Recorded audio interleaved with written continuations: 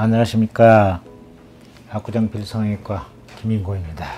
전편에는 가슴 보형물에 대한 유구한 역사에 대해서 자세히 말씀드렸습니다. 보형물의 종류, 보형물의 형태, 그게 어떻게 발전해 오는가를 말씀드렸는데, 보형물은 크게 주머니 속에 어떤 내용물이 들어있는가에 따라서 식염수 보형물과 코젤, 다시 말해서 실리콘이 들어있는 코젤 보형물로 나눈다고 말씀을 드렸습니다.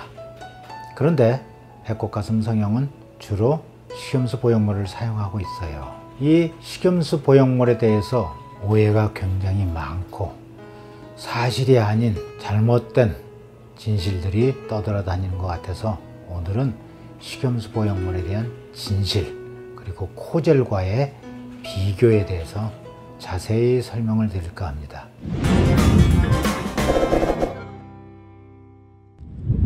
여러분들, 생리식염수 보형물이 뭐가 들어있느냐? 생리식염수가 들어있는 게 생리식염수 보형물입니다. 내용물이. 생리식염수가 뭔지 아십니까? 생리식염수는 우리 체액 성분하고 전해질이나 농도나 pH나 이런 것들이 우리 체액 성분하고 똑같이 맞춰져 있는 게 생리식염수죠.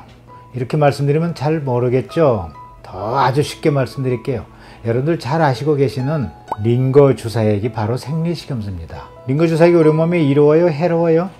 이로우니까 영양실조가 됐거나 환자가 됐거나 이런 분들에게 링거 주사액을 주지 않습니까? 그러면은 생기가 돋고 활기차게 되고 그렇게 되죠. 왜냐?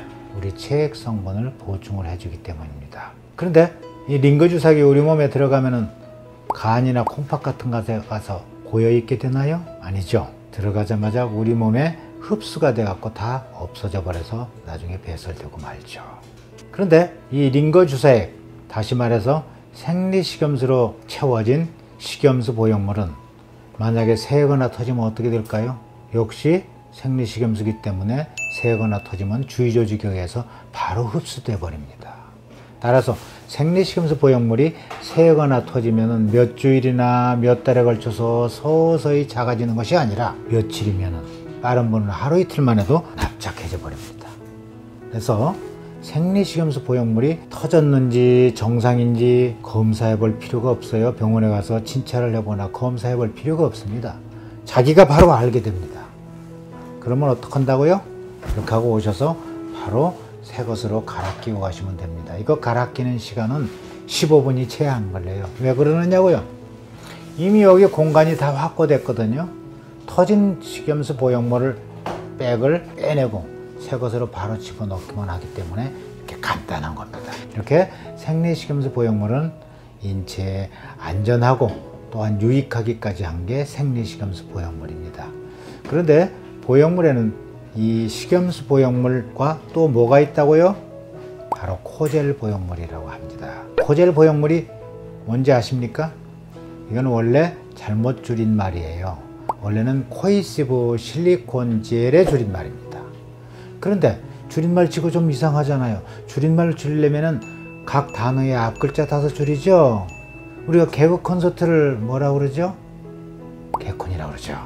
개그의 개, 콘서트의 콘, 앞 글자 따서 개콘이라고 그러지 뒷 글자 따서 개트라고 하는 사람 보신 적 있어요? 그런데 코이시브 실리콘젤을 주자로 하려면 코실, 또 세자로 말하려면 코실젤이라고 말을 해야 되는데, 가운데에 가장 중요한 말 실리콘이란 말을 생략을 해버리고 아무 의미도 없는 맨 앞 100글자하고 끄트머리 글자만 따서 코젤이라고 했단 말이에요.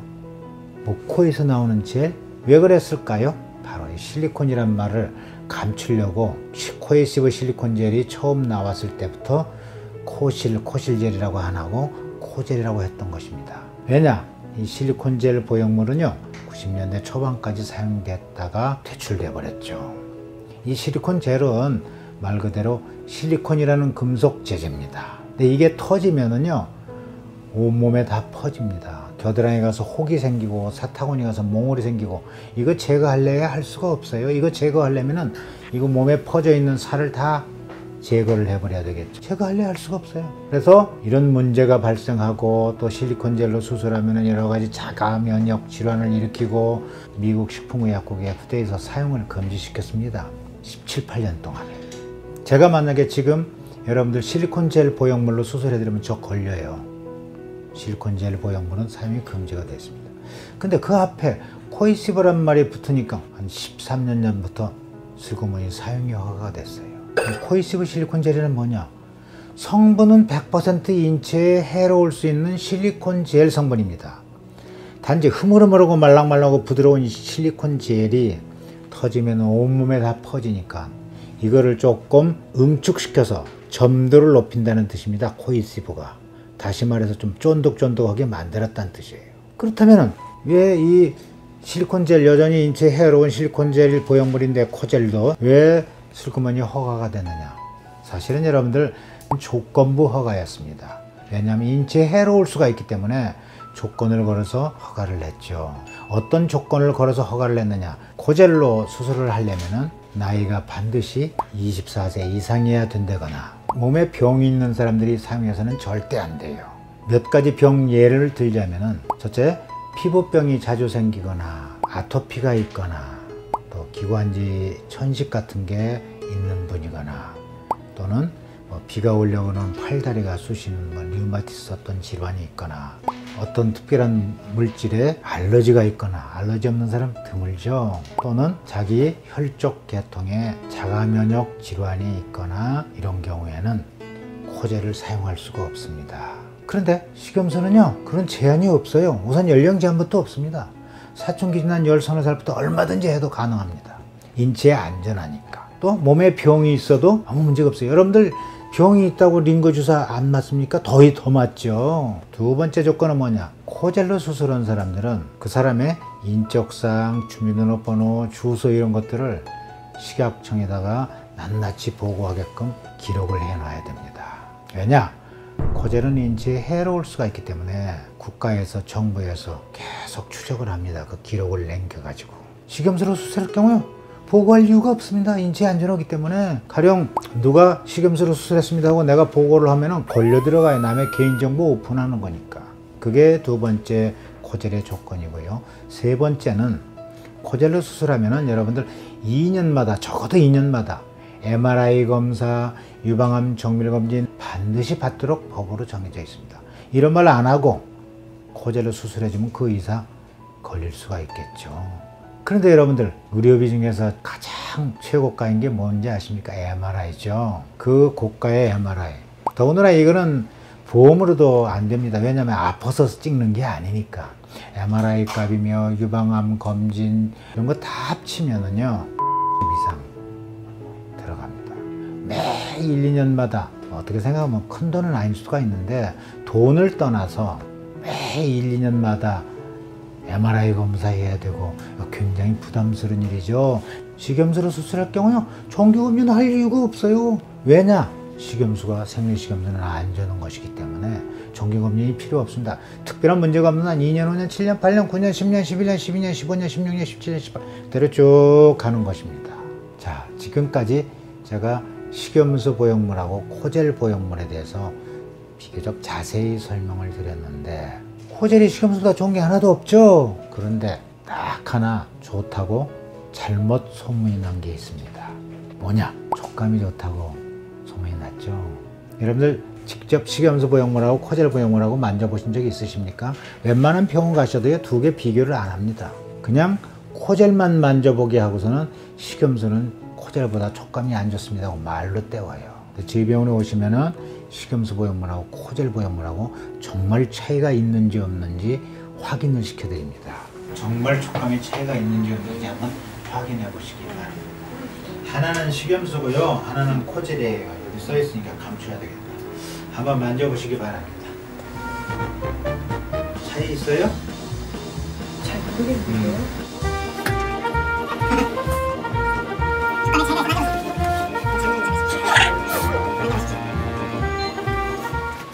식염수하고 코젤 보형물입니다.